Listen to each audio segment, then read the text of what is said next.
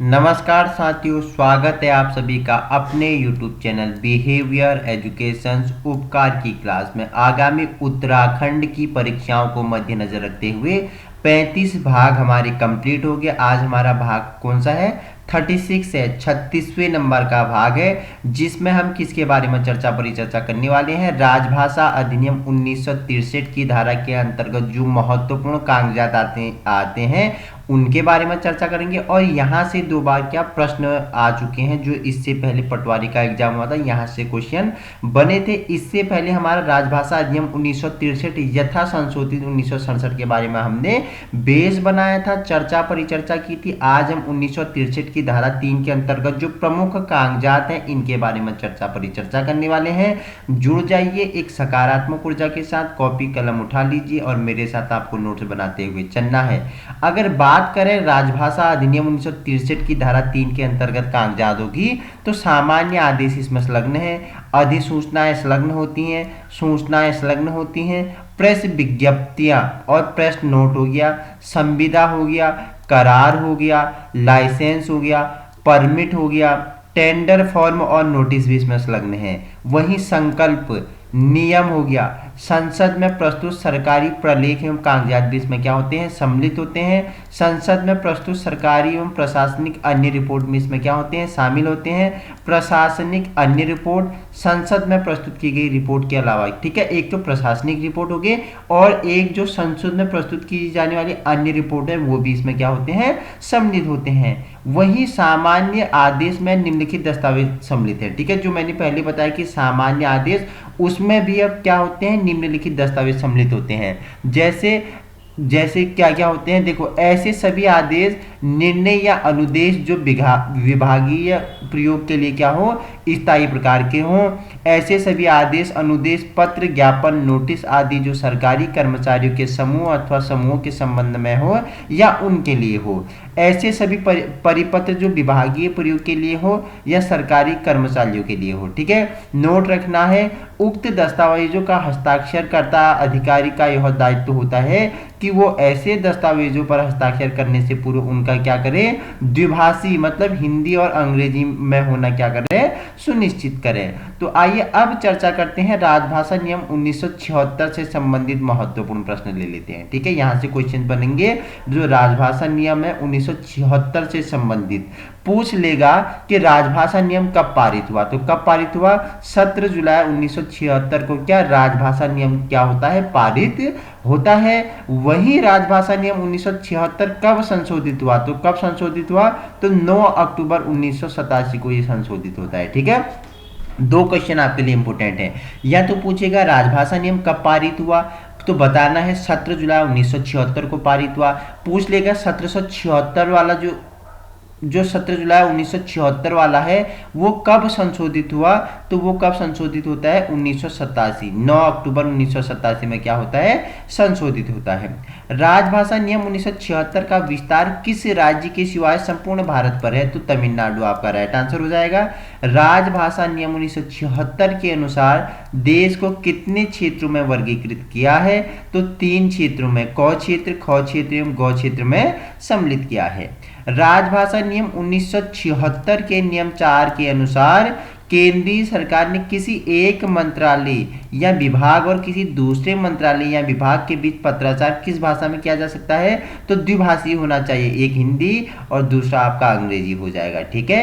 राजभाषा नियम 1976 के नियम 4 ख के अनुसार केंद्रीय सरकार ने कार्यालयों से क्षेत्र में किसी राज्य या संघ राज्य क्षेत्र का व्यक्ति को पत्र किस भाषा में भेजा जाएगा, तो हिंदी आपका क्या हो जाएगा? राइट आंसर हो जाएगा। राजभाषा नियम 1976 के नियम 12(1) के अनुसार राजभाषा अधिनियम और नियमों के उपबंधों का अनुपालन कराने पर उत्तरदायित्व किसका है, तो कार्यालय के प्रशासनिक प्रधान का होता है, ठीक है।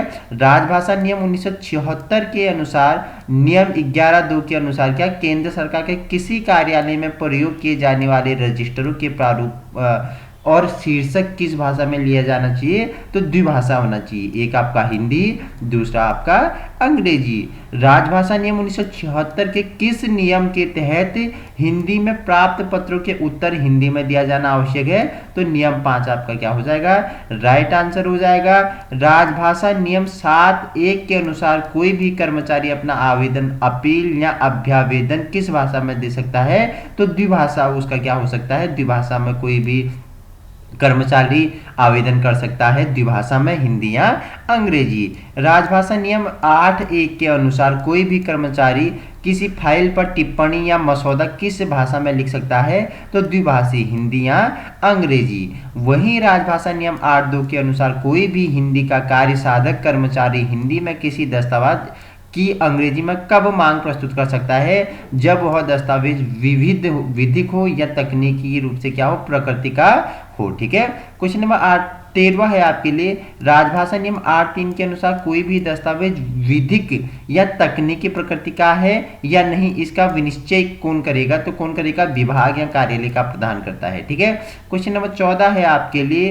राजभाषा नियम 1976 के अनुसार दादर, नगर हवेली और दमन दीव किस क्षेत्र के अंतर्गत आते हैं, तो ख क्षेत्र के अंतर्गत आते हैं। किस नियम में हिंदी में प्रवीणता की परिभाषा दी गई है, नियम 9 में क्या हिंदी में प्रवीणता की परिभाषा दी गई है।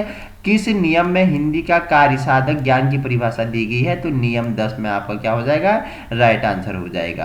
क्वेश्चन नंबर आपके लिए 17 है, पूछ रहा है राजभाषा नियम 9 क के अनुसार यदि किसी कर्मचारी ने मैट्रिक परीक्षा या उसकी समतुल्य या उससे उच्चतर कोई परीक्षा हिंदी माध्यम से उत्तीर्ण कर ली है, तो उस कर्मचारी को क्या समझा जाएगा, तो हिंदी में प्रवीणता प्राप्त कर्मचारी समझा जाएगा। क्वेश्चन नंबर 18 है आपके लिए।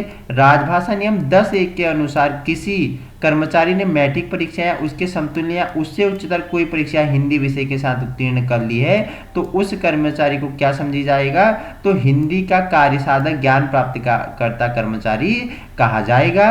राजभाषा नियम 11(3) के अनुसार नामपट, सूचनापट, पत्र शीर्ष और लिफाफों पर उत्कीर्ण लेख या लेखन सामग्री की अन्य मदे किस भाषा में मुद्रित उत्कीर्ण होनी चाहिए, तो हिंदी और अंग्रेजी आपका राइट आंसर हो जाएगा। वो किस में मुद्रित होंगी, द्विभाषा में। राजभाषा नियम में कुल कितने नियम है, तो याद रखना है, तो राजभाषा नियम में कितने नियम है, 12 नियम आपको क्या रखना है, याद रखना है, इंपोर्टेंट आपके लिए होगा। अब कुछ महत्वपूर्ण प्रश्न है, पूछ रहा है राजभाषा कार्यान्वयन समितियों से संबंधित प्रश्न पूछेगा। क्या पूछेगा, केंद्रीय हिंदी समिति के अध्यक्ष कौन होते हैं, तो प्रधानमंत्री आपका क्या हो जाएगा, राइट आंसर हो जाएगा, इंपोर्टेंट है। क्षेत्रीय राजभाषा कार्यान्वयन समिति के अध्यक्ष कौन होते हैं, तो महाप्रबंधक होता है। ठीक है, मंडल राजभाषा कार्यान्वयन समिति के अध्यक्ष पूछेगा, तो मंडल क्या होता है, प्रबंधक होता है। क्षेत्रीय मंडल राजभाषा कार्यान्वयन समिति की बैठक में वर्ष में कितनी बार होती हैं, तो इनकी बैठकें वर्ष में कितनी, 4 बार होती है। हर 3 माह में क्या होती है, 1 बार होती है। ठीक है, जबलपुर नगर स्थित नगर राजभाषा कार्यान्वयन समिति कार्यालय क्रमांक 2 का दायित्व किस कार्यालय को सौंपा गया, तो महाप्रबंधक कार्यालय जबलपुर को सौंपा गया था। क्वेश्चन नंबर 6 है आपके लिए। नगर राजभाषा कार्यान्वयन समिति कार्यालय क्रमांक 2 जबलपुर के अध्यक्ष कौन थे, तो महाप्रबंधक पश्चिम मध्य रेल कौन थे, जबलपुर थे। क्वेश्चन नंबर 7वां है, नगर राजभाषा कार्यान्वयन समिति में बैठक में वर्ष में कितनी बार होती है, तो बता दिया है 2 बार होती है। हर कितनी, 6 माह में 1 बार होती है। ठीक है, 6 माह में 1 बार होती है, साल में 2 बार। नगर राजभाषा कार्यान्वयन समिति का अध्यक्ष कौन होता है, तो नगर के केंद्रीय सरकार या कौन वरिष्ठतम अधिकारी होते हैं। क्वेश्चन नंबर नेक्स्ट है आपके लिए 9th। वर्ष 1973 में गठित पहली रेलवे हिंदी सलाहकार समिति की अध्यक्षता किसने की थी, श्री ललित नारायण मिश्र ने की थी, इंपोर्टेंट है। ठीक है, क्वेश्चन नंबर 10वां है आपके लिए। वर्ष 1976 में गठित संसदीय राजभाषा समिति के अध्यक्ष कौन थे, तो कौन थे, तत्कालीन गृह मंत्री श्री ओम मेहता आपका क्या हो जाएगा, राइट आंसर होएगा। क्वेश्चन नंबर 11 है आपके लिए। संसदीय राजभाषा समिति की कौन सी समिति प्रतिवेदन या का मसौदा तैयार करती है, तो संसदीय राजभाषा समिति की जो आरेख एवं साक्ष्य उप समिति होती है, वो राजभाषा समिति की क्या मसौदा या प्रतिवेदन का मसौदा तैयार करती है। तो ये महत्वपूर्ण प्रश्न थे आपके किसे, राजभाषा 1976 से। तो इंपोर्टेंट थे, परीक्षाओं में बनेंगे यहाँ से प्रश्न, अच्छे से आपको नोट्स बनाते हुए चलना है। पार्ट नेक्स्ट आपके लिए कल मॉर्निंग 7 बजे अपने यूट्यूब चैनल बिहेवियर एजुकेशन उपकार में होगा, जिसमें हम किसके बारे में, राजभाषा प्रयोग की दृष्टि से क्षेत्रों का वर्गीकरण के बारे में परिचर्चा करेंगे। जो 1976 का उपनियम 2 था उसके बारे में व्याख्यात्मक रूप में जानने वाले हैं, और वहीं राजभाषा प्रोत्साहन पुरस्कार योजनाओं से संबंधित प्रश्नों को जानेंगे। Thank you so much.